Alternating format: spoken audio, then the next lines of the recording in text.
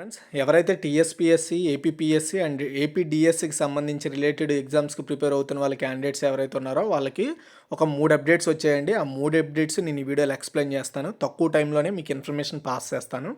So ఇప్పుడే వచ్చిన news అనమాట ఇదంతా కూడా. వీలైతే మీ ఫ్రెండ్స్ సర్కిల్ ఎవరైనా ఈ ఉద్యోగాలకు ప్రిపేర్ అవుతున్నట్టయితే వాళ్ళకి ఈ వీడియో షేర్ చేయండి. మరిన్ని అప్డేట్స్ కోసం మన ఛానల్ సబ్స్క్రైబ్ చేసుకోండి. మనందరికీ తెలుసు, తెలంగాణలో లాస్ట్ గవర్నమెంట్ ఉండేటప్పుడు గ్రూప్ 1 నోటిఫికేషన్ రిలీజ్ చేసింది. అప్పుడు ఎన్ని పోస్టులకు రిలీజ్ చేసింది? 503 ఉద్యోగాలకి నోటిఫికేషన్ రిలీజ్ చేసింది. అయితే ఇందులో కొన్ని అవకతవకలు జరిగాయని తెలిసిన విషయం అందరికీ. కాబట్టి మొత్తం ఈ నోటిఫికేషన్ రద్దు చేసింది. రద్దు చేస్తూ లాస్ట్ గవర్నమెంట్ రిలీజ్ చేసిన 500 ఉద్యోగాలు, 503 ఉద్యోగాలు, లేటెస్ట్గా ఇప్పుడు ఇంకొక 60 పోస్టులను కలుపుతూ 563 ఉద్యోగాలను భర్తీ చేస్తూ కొత్త నోటిఫికేషన్ అయితే త్వరలో రిలీజ్ చేయబోతున్నారండి. చాలా మంచి అప్డేట్ అని చెప్పొచ్చు. ఎందుకంటే అవకతవకలు జరిగే పేపర్ లీక్ ఇలాంటివి. సో అలాంటి సందర్భంలో దాన్ని రద్దు చేసి మళ్ళీ కొత్తగా పెడుతున్నారు.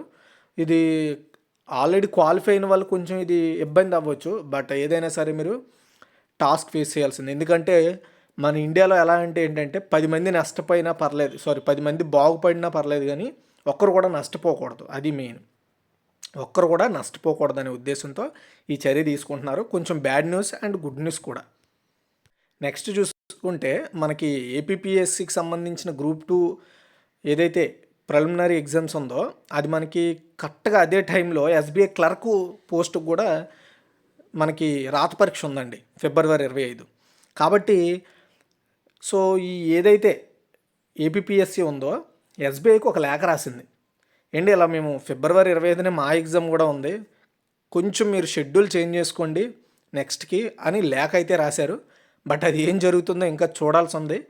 బట్ ఎస్బీఐ నో అంటుందో ఎస్ అంటుందో మనం తదుపరి అప్డేట్లో చూడాలి. పాపం ఎవరైతే ఎస్బీఐకి and at the same time group 2కి అప్లై చేశారో వాళ్ళకి ఇది కొంచెం బ్యాడ్ న్యూస్ అనే చెప్పొచ్చు. బట్ అప్డేట్ కానీ ఎస్బీఐ నుండి వచ్చిందనుకోండి, నిజంగా హ్యాపీ.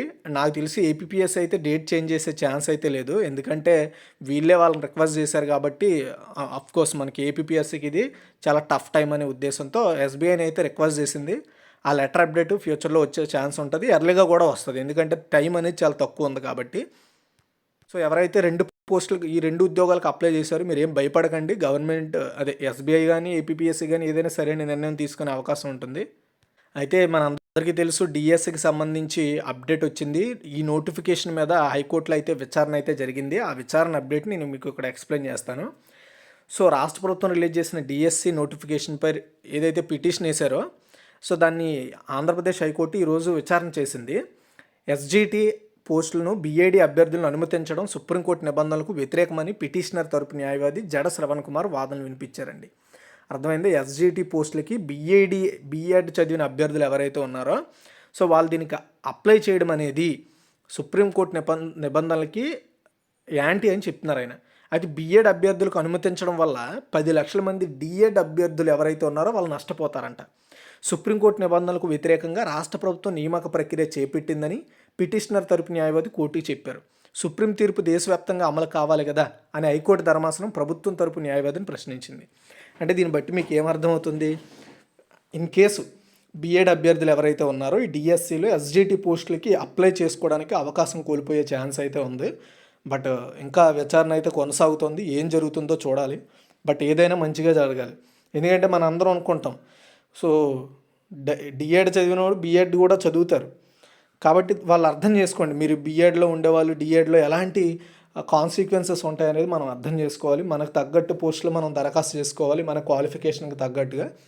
ఎనివే మొత్తానికైతే హైకోర్టు ఏం చెప్తుంది, సుప్రీంకోర్టు చెప్పిందే రైట్ కదా అంటుంది. అంటే దాని అర్థం ఏంటంటే బీఏడీ వాళ్ళకి ఇన్ కేసు ఆ ఛాన్స్ పోయి ఎస్జిటి పోస్టులకి అప్లై చేసుకునే ఛాన్స్ పోయే అవకాశం ఉండేలా కనిపిస్తుంది. ఏం చేస్తారో చూడాలి. అందులో ఇంకేమైనా కొన్ని రూల్స్ ఏం చేస్తారు ఏంటనేది. ఎనివే ఇది ఓవరాల్గా ఈ 3 అప్డేట్లు నేను 5 నిమిషాల్లోపు ఇవ్వాలనుకున్నాను. 5 నిమిషాల్లో మీకు ఇచ్చేసాను. మీకు ఈ వీడియో నచ్చితే సబ్స్క్రైబ్ చేసుకోండి. మరిన్ని అప్డేట్స్ కోసం మన ఛానల్ ఫాలో అవుతుండండి. Thanks for watching.